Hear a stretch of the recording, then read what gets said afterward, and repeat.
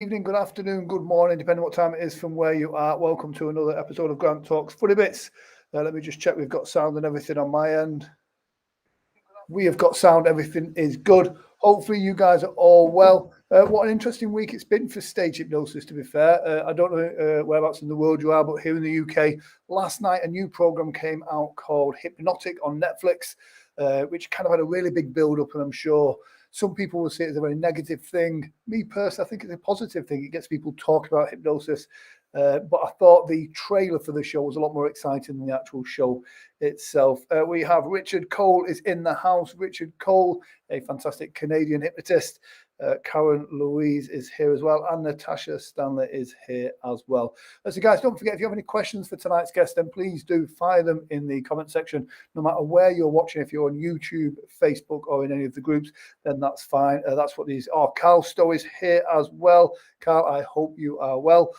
So we've got a fantastic guest tonight, a true pedigree when it comes to hypnotism. Spent many years and trained lots of hypnotists, and now is a very successful hypnotherapist. He's a fantastic guy, and please make him feel very, very welcome. Please welcome Attila, the hypnotist. Hello, and thank you. Oh, 1 second. And there he is. How are you? Oh, I'm doing great. Thank you. And thank you for inviting me for this online meeting and gathering of all the hypnotists. Yes, it's a great. I mean, it started through a hypnotist friend of mine when I was having a bit of a meltdown at the beginning of the COVID thing. A hypnotist friend of mine said, do a live stream and just talk to other hypnotists. And it's become its own thing since then, which is really nice. And it's a great place where, you know, the community of hypnotists have kind of come together and share stories and stuff like that. There we go. Oh, Natasha says, nice variety of viewers here today. So we've got Patrick Pickard here as well, Kerry Taggart, Carl Stowe. So we have a mix of hypnotists and hypnotherapists. Interestingly, I mean, you were predominantly a stage hypnotist that moved more into hypnotherapy. Is that fair to say? Yes, I started out in actually in 1991. The first time I met in Peter Levine. I met Peter Levine in California when I was doing a show, and I was a magician, you believe it or not. And actually, I met him in a magic convention, and I used to have a magic shop in the world's biggest shopping center. So when he came to our city, he invited me to see his show. And then we went to backstage, and he was the first person put the bug in my ear. He says, oh, yeah, you can learn this stuff, but don't think you can heal with this. And I was like, what do you mean? You can heal with hypnotherapy? So then I started to doing courses, and I anything I found on hypnosis, it was medical books, and everybody was against stage hypnosis. So that's even more pushed me into this whole field. So by 1996, actually, I found a school, and I was teaching first just stage hypnosis and then hypnotherapy courses. And then in 2005, actually, you believe it or not, I broke my neck in a car accident coming home from a show. So that kind of settles me down. I have titanium rods in my neck, but I survived. As you can see, I'm here. I'm cool. And I used a lot of hypnosis and self-hypnosis on my own self to heal my body. And then in 2005, I performed in Los Angeles for the American Council of Hypnotist Examiners for their annual convention. And that's when I met Gil Boyne. And we became friends, and he sponsored my stage hypnosis course. And ever since I'm teaching, I pretty much went more into the courses and the trainings. I developed 10 different courses from beginning to all the way to becoming a clinical hypnotherapist. And also I do teach stage hypnosis courses as well. Fantastic.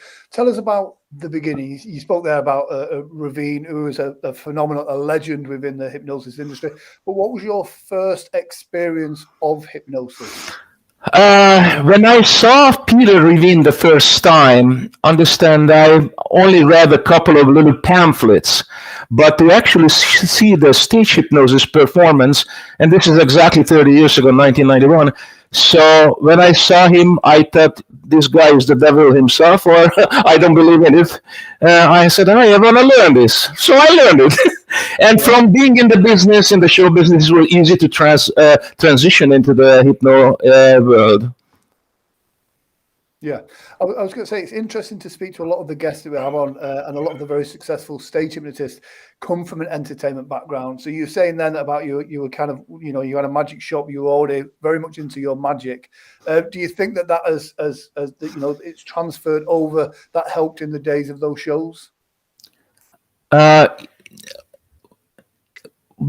I was in the show business since I was a little kid. Like by 16, 17, I was making a living. Nice. And then I traveled all over. So then we emigrated to Canada in 1983. So not speaking English, it was a really big difference coming from Europe. And so I just did magic shows in the beginning. As I started learning the English, it was easier to transition, as I said, into the hypnosis world and the hypnotherapy world. But there are similarities in the show business. Yes, yeah. And I think, being on stage, having that stagecraft in any way, shape or form is all going to be, if you're a good performer on stage, then you're a good performer on stage, no matter what it is that you're delivering as such. I always kind of believe that, like, hypnosis on stage, you're the entertainer, you're the performer first and foremost. Tell us about, to have that foundation and to be learning from some of the absolute greats to start with. But tell us about your first show and how it was a disaster. I will tell you that. It was actually happened in Canada, in the city of Edmonton, and they hired me to do the show for a Polish hall. So these people were new immigrants, barely speaking English. Me with my accent, a Hungarian accent, doing the show for a Polish community. And no matter what I did, it's just not happened the way I planned it. So I had to learn to adapt and go with the flow. They still liked it, but from my perspective, I thought it was a disaster. What's Hungary like for stage hypnosis? In Hungary? Yeah. Nobody's doing it. Yeah. You see, the thing is, in my home country, I trained a guy who was an awesome magician. We were trained by the same master back in Hungary when we were kids.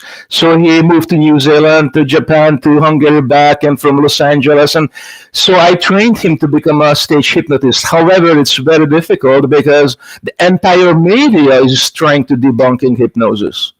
Yeah. Yeah. And as a profession, hypnosis still doesn't exist. Oh, wow. I must admit, Budapest is one of my favorite cities in the world. I've been there a few times now. And yeah, it's always, for me, it's fascinating certain countries where, stage hypnosis doesn't exist. I know Belgium, it's illegal to use hypnosis for entertainment forms over there. And various different countries have different rules on it. Here in the UK, we have some regulations that make it quite complicated sometimes to perform. While in America, it's very widely accepted. So, you've traveled the world performing hypnosis as well. Well, I wouldn't say the world, but I did travel a lot, a lot of countries. Yeah. Who do you think are I don't know if the term is easiest, but the easiest people to hypnotize? It's a very interesting question. Ethnic-wise, I found it the North American, what we call Indians, the North American Aboriginal Native people, they are very spiritual. And it was very easy to work with them to accomplish the participation and accomplishing the trance state. And when you say sleep, and it was easy. However, to get them actually act out the suggestions, because they are shy by culture, it was a lot more difficult. And the same I found with East Indian people, very spiritual, yet it was very different to get them get going and acting out.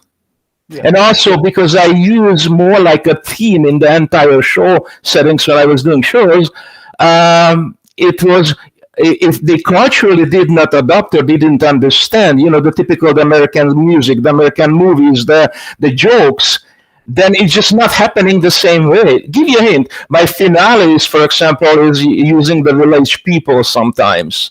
I think it's a classical for stage hypnosis. So let's say I did a show in Europe and they don't understand the meaning of these words, so they don't understand. So they go around dancing around, but it's just not coming across the same way as in Canada or in America or in England, for example. There you go. So yeah, Julie says, I do believe spiritual people are easy to hypnotize, but yes, even more so ones who are open. Absolutely, Julie.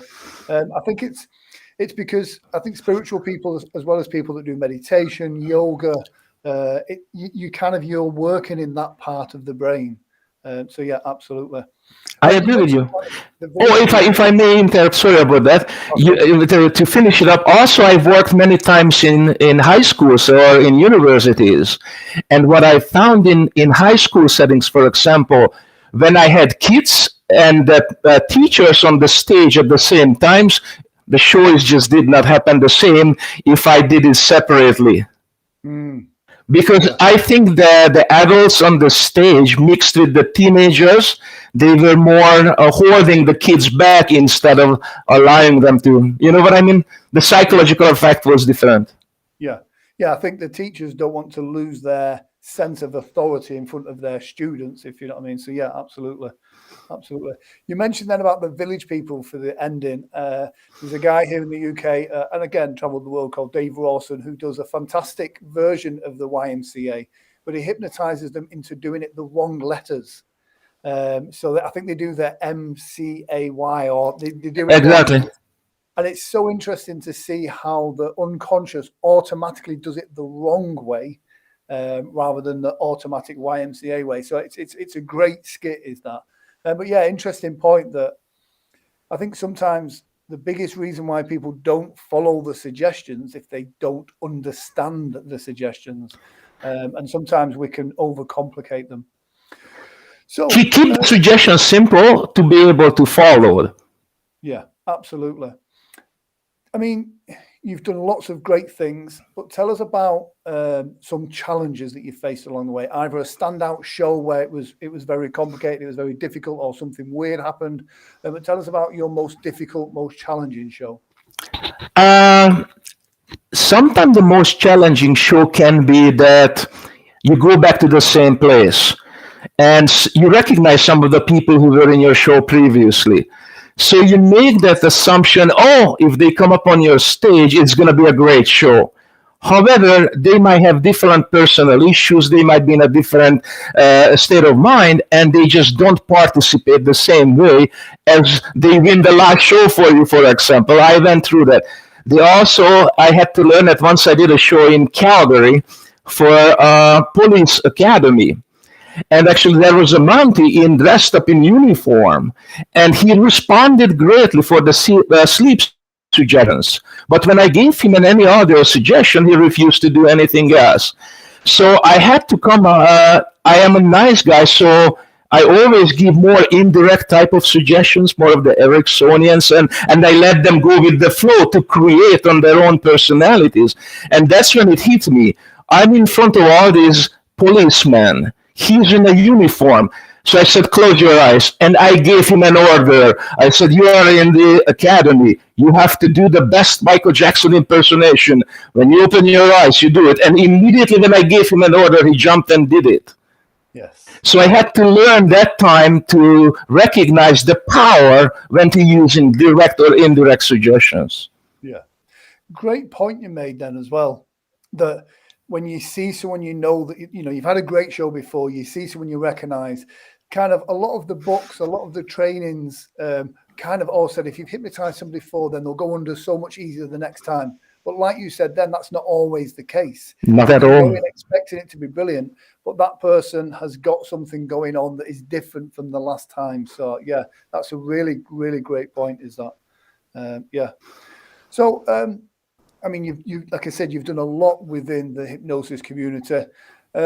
What's your favorite show that you've done? Do you have one that stands out, whether it be a country, a venue, a type of people? Tell us about your nicest story. The nicest feeling I can relate to, it was actually when Gil Boyne asked me to do a show for the convention in Los Angeles. It was in 2006. So understand I had about 300, maybe 350 people, all professionals. And I had Ormond McGill, Gil Boyne, Randall Churchill, the big names, Dr. Joan Butler, sitting in the front row. Wow. So honest to God, because my show is different than generally most of the hypnotist shows. It's not a classical show. So when I finish my show and there's total silence, and I tell you, honest to God, like I couldn't even talk, or I was so nervous. My stomach just crumpled up into the nervous, and suddenly they started to clap. So then Gilboyne stood up, and then Ormond Megia stood up, and then everybody followed, and so I established my name into the profession, and that was the biggest, the most accomplished feeling ever I had. Yeah. I mean, a standing ovation is always a great feeling when it happens. But to get a standing ovation from Ormond McGill and Gilboyne, I don't think you can really top that. I don't think you can do that. No, it's that's the end of the show. That's absolutely fantastic. And it's weird because, I mean, they are legends within the industry and pioneers, especially Gilboyne. And it's interesting to look now at who those people are going to be in 10 years' time, if you know what I mean. Who that's a hypnotist now that is making names for themselves and putting themselves out there. How are we going to look back then? I'm a big believer in people should train from as many people as they possibly can, because you can learn so much from just about anybody and everybody that's out there doing it. How were things with you? What was your transition from giving up stage to kind of going more into the therapy and the training side of things? What was your motivation for that? I got fascinated by the idea, actually, what happens in the brain. How is it possible that seemingly from an outside perspective, it looks like we have full control and power over people?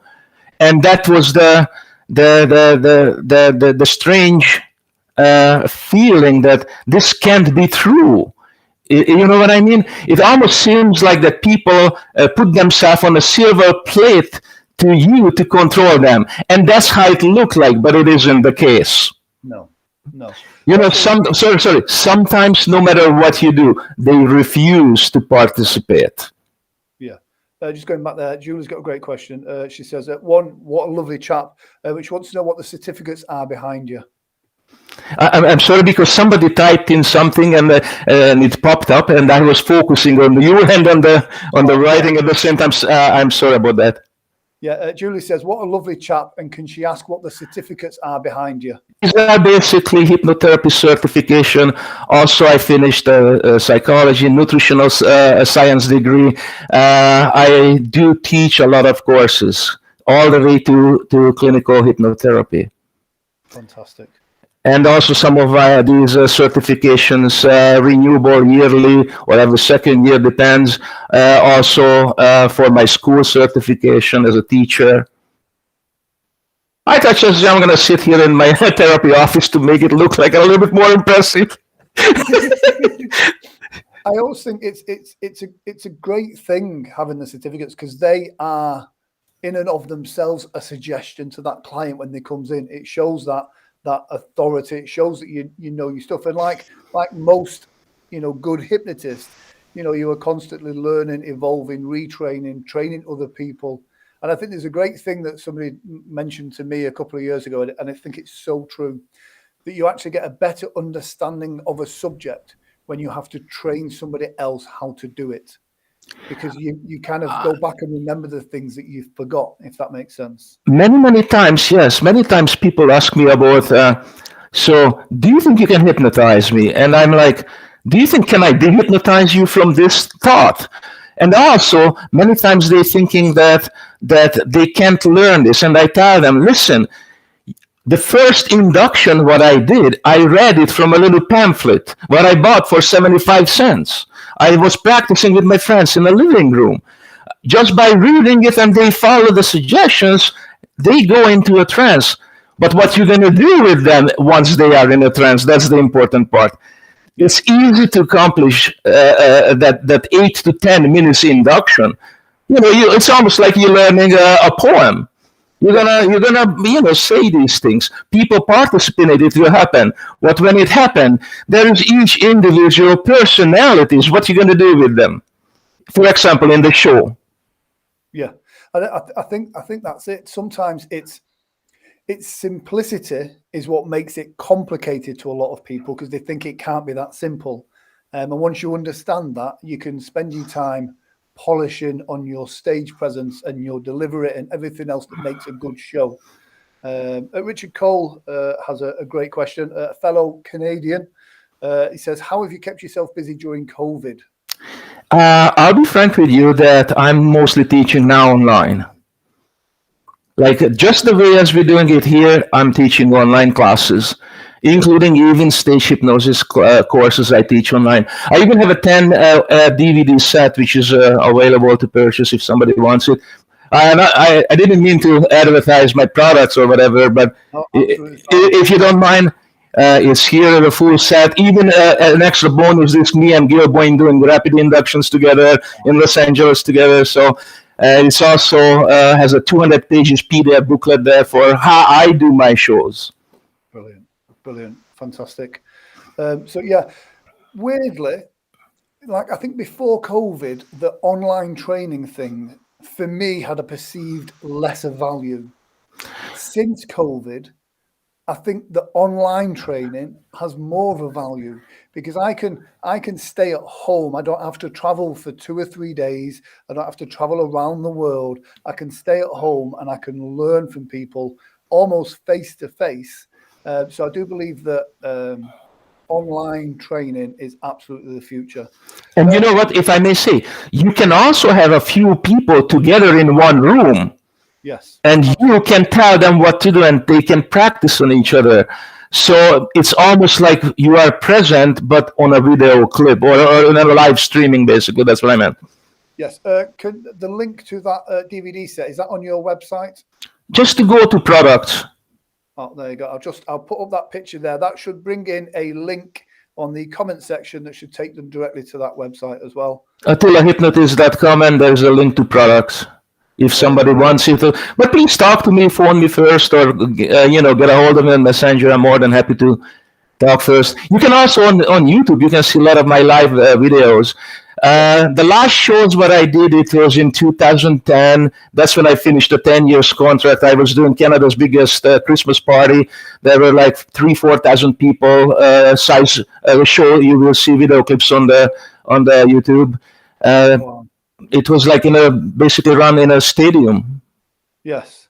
So let me just change this link because I've just realised as I've put it up, I've put the wrong link up, but I shall fix that as we go because this is live and that's the joys of doing things live. There we go. That should be fixed again now. So let me just get rid of that. Bring that back up again and that should have brought up a different link. There we go. How have you found the transition from going from kind of live shows to, you mentioned then about YouTube, we've got TikTok, we've got Instagram. How do you think that will affect stage hypnosis or people's perception of hypnosis going forward? If you look at this as a possibility to grow personally, this is a great time for everybody to start to putting everything into their mind and put together great shows. Because look, once they're going to open up after this COVID, everybody wants to have entertainment. Everybody wants to party. Everybody wants to go back to normal. Yeah. Okay, so I do see huge potentials for us now to perfecting our field, our craft. Because look, when you are busy, when you are working, you are only doing the same thing over and over. Almost, you are in a routine job. There were some times when I did 364 shows in a year. Wow. So how you gonna what do you do? It's almost like you repeat. I had 10 different 2-hour shows. Wow. So each time, when a client called me back, but now at this moment, instead of going numb and thinking, oh, what am I going to do or whatever, you can design, you can think, you can create an entire new settings. Yeah. It's such a great point is that as well about you kind of want to be busy doing shows, and then when you get busy doing shows, if you're not reinventing yourself, if you're not kind of changing things up, it affects your mind, and you're just going through the motions, and it becomes a job then. So yeah, by having those different ones, it really does make a big difference. And my shows were most of the time people had open eyes. So I used a lot of open eye suggestions. I hypnotize them, and there's a structure how creating this to keep people, even who are not active in the show, so they don't come out of the hypnotic trance. I keep them always and that's in the very beginning. A lot of people, they didn't understand how come that Attila show that people's eyes are open. That's a great way of getting people to ask those questions as well. Good point that you said about not getting rid of people that aren't necessarily performing. Sometimes people go into hypnosis greatly, but don't necessarily become good performers. But you don't just want to dismiss them for that. So Julie's got another great point there as well, saying not just for entertainment, but actually support and help through hypnosis. I think what she means is kind of during the COVID process, people have kind of took that time to think inwardly, especially away from all the distractions that they've had in their normal day-to-day lives. So people are more interested in their own personal psychology and what makes them think as well. At the moment, everybody's affected by this. People are losing their jobs. We have been locked inside. It's almost like a worldwide depression happening with this COVID. So anytime when I talk to people, I try to get them out of the idea. I said, listen, instead of crying and instead of going down in your mental state, start to becoming creative and start to look into hobbies, start to create something. You might discover things about yourself you never even knew. Yeah. You know what I mean? When you are so busy with life, you may not go into just like, for example, we started doing more gardening. Yeah. Just as a simple thing. So Julie says we've had many people during COVID who've had problems, so hypnosis may help. Absolutely. Absolutely, 100%. Yeah. It's one of the things I find as a performer. I have a responsibility when I'm on stage doing a demonstration. Is I want somebody in that audience to go, oh, if that guy can make them do that, then surely a hypnotherapist can help me with the issue that I've got. And I think stage hypnosis and hypnotherapy work hand in hand, done well. One promotes the other as such. So, if I may say something to people who wants to become a stage hypnotist, I suggest them to learn also hypnotherapy. I tell you why. After every single show, I was standing in lines for hours talking to the people, bombarding me with questions. Can't you help me with this? Can you help me with that? And so that when I realized that, okay, I learned entertainment business. That was easy transition. Now I want to study hypnotherapy. You know what? And most of my clients actually became from the shows. Yeah. That's how I started doing my hypnotherapy. Yeah. I always encourage like hypnotherapists. It was a weird thing at the moment I've found is you get some hypnotherapists that are looking to develop their skill set and get more clients. So then kind of do a stage hypnosis training. And I always say, well, at least go to a couple of shows first, experience stage hypnosis. But I think all therapists should also learn a little bit of stage hypnosis for when they're at places where they can do impromptu demonstrations, because they're the things that make people go, oh, wow, and kind of book onto it. So especially like if any hypnotherapists are watching this and wanting to learn stage stuff, then click on that link for Attila's kind of trainings and online trainings, and you'll do absolutely fantastic with that as well.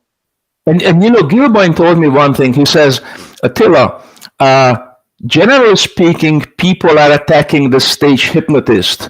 But the reality, the stage hypnotists are the one who keep the word hypnosis alive in world. If there would be no stage hypnotist, most people wouldn't even look into hypnosis. So this is also pushes the possibility for hypnotherapy. Yes. And also among us, stage hypnotists and hypnotherapists should unite to help each other. Instead of trying to, you are just a stage hypnotist. You know what I mean? We should unite because we are representing a field of the subconscious mind. Absolutely. Julie's got a great point. She says, are you both stage hypnotists or therapists? I'm a stage hypnotist that doesn't I don't really do therapy. I understand therapy. I've trained in therapy, but I don't do it. Attila is a stage hypnotist that is now a world-renowned therapist as well. There we go. Carl Stowe says, "I'll drop some cards to hand out, Grant." Carl Stowe is he's just I think he's just qualified as a hypnotherapist from a hypnotherapy school here in Yorkshire in the UK. So in your years of doing this, is there any moments where you have seen a demonstration of hypnosis that has been profound, that's kind of caught your breath away? I mean, I've seen a couple of things that again, still I find really great demonstrations of hypnosis. What about yourself? You mean like what is the great demonstration I like, or if I rephrase your question, what do I like the most? Honestly, what I like the most is to give out a suggestion based on the person's characteristic, the way they look, their body, physical shape, everything, and allow them to create and go with that. Sometimes I didn't even say nothing. Let's say you might find a video clip of this on YouTube on me. I had a guy who was fantastic performer, responded greatly to everything. And so I just went and I picked up a broom, and the sailor had like a little sailor's hat, just like a white cap. And we just started to playing in the background, the Popeye. No. I didn't have to say a word. You know what I mean? So, and another time I saw a guy who got hypnotized in the audience, and he kind of resembled like Mr. Bean. And so I said, close your eyes, just come up on stage. He sits down. I said, close your eyes again. Next time you open your eyes, you know who you are. You know how you look like. Just act like him. You are the one and only. Open your eyes. And he immediately went into the Mr. Bean routine on his own. Brilliant. Do you know what? I was going to say, like, my favorite suggestion is like an amnesia thing. But you know what? From just saying what you're saying, then actually, no, I don't even know my own mind. Those are my favorite suggestions. When the suggestion itself is so subtle, it looks like magic, where it just happens all by itself. I think they can be some of the absolutely best ones. So, yeah. Richard Cole says, where do you see the future of stage hypnosis shows going? I think stage hypnosis was always present. When we go back to the vaudeville shows, you go back to Ormond McGill, doesn't matter. Gilboyne was a stage hypnotist in the beginning, and I do believe it's only going to grow. There are still misconceptions. The general public still doesn't understand. There is still the boogie out there that we are some kind of evil mind controlling people. So I do see huge potentials by educating the public and understanding that actually hypnosis is a powerful tool for getting better, to accomplishing our dreams and our goals. Look, if you think about it, what is the motivational speakers? What do? They motivate you emotionally. Most people think of hypnosis that, I hypnotize you and then you're going to act out certain things. Yes, it looks that way. Okay, but hypnosis is nothing, basically activating emotions. Yes, absolutely. And I do believe it's going to grow more and more and more. We have a great growth. Yeah, and it's weird, like with the I say the invention, but with TikTok becoming as popular as it was, when it first came out, was adamant I was having nothing to do with TikTok. I don't do dance routines. I'm not into any of that. But Natasha, who's in the comment section, kind of told me, she's like, you need to put small demonstrations, like 1 minute demonstrations from your show on TikTok, because it helps you reach a new audience. And I think there's so much about embracing those new technologies and those new audiences that drive people back into it. And it did me really well. I've had genuine bookings from shows that have been on TikTok, which for me, I think, how can you do a demonstration in 60 seconds that's going to get people's attention? But it really does. So I think we've got to keep putting it out there. YouTube's really great for hypnosis at the moment. There's some really great content out there. And guys, if you're watching this as well, please do subscribe to Attila's YouTube channel, as well as the Grant Saunders Hypnotist YouTube channel as well. It always helps. So yeah, again, COVID happened. You've now gone online with the training. What do you think the effects of COVID is going to be? I know I've done some shows with masks. I don't do shows with masks anymore. The social distancing, I don't think is really a thing anymore. I've done shows where people aren't bothered about that now. Do you think COVID will have some after effects that are going to stay with stage hypnosis, or do you think we'll come out of this all guns blazing? Once I do believe we're gonna go back to the normal life, okay, and I do believe it's gonna happen, okay. I do, as I said it before, people will go back and they're gonna do it. So, hypnotherapists, here is what I can suggest. If there are hypnotherapists listening, learn stage hypnosis, take courses. You know why? Because you can also utilize the understanding how to work groups, sessions. Now you can create seminars. You can create educational, motivational seminars for corporations. How you can create cohesional unity in a corporation. You know what I mean? How you can motivate kids, schools, universities, and you can use a couple of simple hypnotic demonstrations. You know, the power of the mind sort of suggestions, you know, hand closure, suggestibility test, and this and that, and create actually, now instead of working one-on-one for $80 or $150 an hour, you can do an entire audience of 200, 300, 400 people seminars. And I think that's a great direction to go these days. Yeah. And I can flip that the other way as well for stage hypnotists. If you've got some of that knowledge from the hypnotherapy side of things as well and motivation, you can put on a show in a corporate environment under the guise of mindset without the pressure of having these people to perform silly and hilarious routines. You can have people doing very basic hypnotic phenomena and the audience is in an absolute awe from it because you're just demonstrating the power of the mind. But it's the same format as a show. You're getting people up on stage, but you're not making them do ridiculous things or dance like ballerinas. You're getting them to just, you know, focus and visualize. So, yeah. Can I tell you a little story here, if you guys want to hear?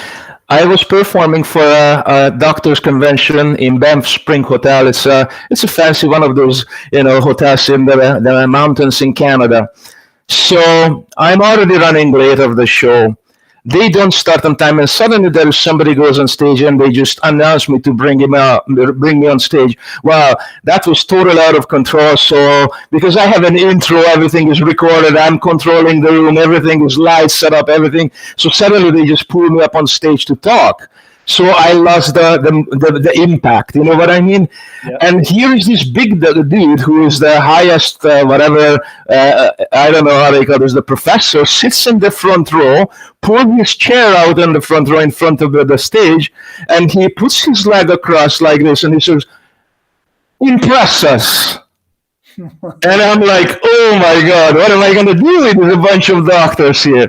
So he took over the show in the beginning. So I said to them, I said, as you and educated people, you understand the human brain has two hemispheres, the conscious and the subconscious mind. Now, some of you might think you cannot be hypnotized. I said, please put your hand up in the air if you think you cannot be hypnotized. So of course, they're giggling. I said, now look, to be able to hypnotize, you need both hemispheres of the brain, the conscious and the subconscious mind. If you did put your hand up in the air, I said, you're basically telling me the half of your brain is missing. So please pick one, which one? And of course, they're laughing and giggling. And then I said, listen, also you learned it in school, I'm sure, that the more IQ, the higher intelligence you have, you know, the higher your IQ, the easier for you to get hypnotized. And they welcomed on stage. Guess who was the star of the show? The professor. He had to subconsciously prove it. He is the smartest guy of the group. Yeah. And that's such... But we all know the importance of a pre-talk at the beginning of the show. But that's so important to not have your pre-talk as rote, so you just say it constantly. you've got to adapt it to the audience that you've got in front of you so that you can be so fluid and so flexible to make that work just for them. So that's a great bit. I always ask the guests this question as well. But if you were to recommend 2 hypnosis books to the people watching this, in what field? It depends on what field we are looking at. Regression therapy, just general hypnosis. General hypnosis or stage hypnosis? General hypnosis, Dave Allman book, Hypnotherapy. Yeah. Dave Allman's well known. He was a stage hypnotist. He was a radio announcer. His son is actually a great friend of mine, Larry, and his wife Cheryl. We did courses together in Hungary. If somebody wants to go into regression therapy, it's a different field. If I may say, don't mix up spirituality into the professional hypnotism. Kind of keep it separated, because I want to, how do I say, I will deal with it if it comes up. Okay, but I'm not a palm reader, or I'm not a trickster. Keep it separate and keep it professionally. But Dave Allman book would be the greatest to get started with anybody who wants to get into this field. Yes. So Julie just says she so wants to meet this man. So you've definitely got a fan in Julie as well. So I'll just put up a link there as well. It should appear somewhere in the comment section. And that is to the Amazon shop where the Dave Allman book is as well. So yeah. And if you were to give a golden nugget, a piece of advice for someone that's either going from therapy into learning stage stuff, or someone that's starting doing stage and starting to up their game a little bit, if you were to give one golden nugget and to compress all your learnings and everything down into one golden nugget is a challenge of itself. But if you were to give one golden nugget that you think does get passed over that people don't share, what would that be? Good question. I'm going to say a bunch of things in one as a big gold nugget. Okay. So, first of all, I want you to create in your mind what you want to do. And then start to visualize it actually as you are doing it. See yourself walking out on the stage. See yourself looking at down the audience. I tell you why. Because anybody who haven't accomplished this, and they're going to put you on a stage, and they're going to be spotlights. You are on a huge stage. There's 300, 400 people in front of you in an audience, like in a theater settings. Okay, and you're not going to see anybody because you are blinded by the spotlight. So you have to become comfortable and secure enough within yourself. You are performing to a dark room, yet there is 400 people sitting in front of you, and you don't have a feedback from their faces. You know what I mean? And amateurs or beginners, they got lost. They got nervous because there is no feedback energy. You don't see anywhere. You know what I mean? That's one. So practice, visualize, and see yourself doing what you're doing. Second, become flexible and trainable. Your rigid mentality, what you have in your head, what you think about this, it can actually destroy your show or your performance. So look at all the angles, what possibilities are all out there, and what can I do and how can I change. And the third one is the most important is don't try to write down a skit for your show. Have a general idea of what you want to do. And the show is through a three structure. It has to be a beginning, a filler, a middle, and the finale. And your finale has to be a bang. Yeah. The finale, what does it mean to be a bang? When you finish your show, your audience has to go automatically into cheering, into a clapping mode. If it didn't happen, you haven't had a bang. So you start the show with a bang, you finish it up with a bang. And this is my golden nugget to get started. Absolutely. You know, amazing advice. And that is three golden nuggets there. And Julie says that advice can go to anyone in life. Practice and visualize what you want. Thank you. So that is brilliant. So Attila, it's been fantastic to have you on, and it's been great to talk to you. Do you have any final words and final comments for the people watching? Don't be scared. Just do it, experience it, and adopt and change when something is not working. Brilliant. There's a link gone back up to your website there for you. Attila, thank you very much for joining us. Guys, please do subscribe to Attila on YouTube. Check out his website. Check out that set of DVDs as well. And yes, absolutely fantastic. Attila, thank you very much. Guys, thank you for joining us this week. And she'll see you next week. Same time, same place. For another episode of Grant Talks. Grant, thank you, and thank you for everybody who was watching and listening. And if anybody wants to talk to me, just find me on Facebook on the Messenger. I'm more than happy to talk. If I don't answer right away, I am working. Yes. Usually Monday or Tuesdays, I'm open. Fantastic. Attila, thank you very much. You were awesome, and thank you for inviting me. Thank you very much. Yeah.